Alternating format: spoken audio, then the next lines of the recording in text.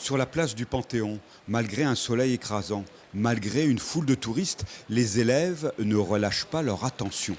Vous avez une chose extraordinaire, c'est que vous avez une coupole là par-dessus. Vous la voyez, vous avez donc un élément circulaire dans un bâtiment qui est carré.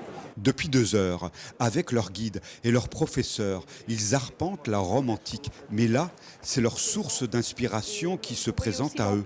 Un temple majestueux, harmonieux. C'est vraiment bien de voir ça en vrai. Parce que depuis, ça nous apprend plus en vrai qu'en cours. Parce qu'on y est vraiment.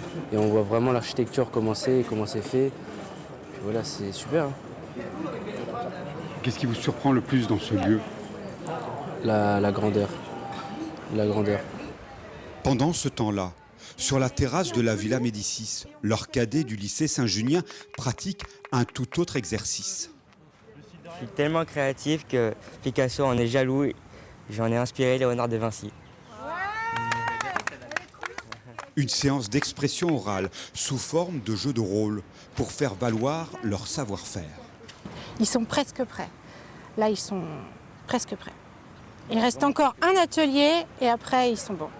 À quelques kilomètres de là, leurs aînés, eux, continuent de s'enfoncer dans la cité éternelle.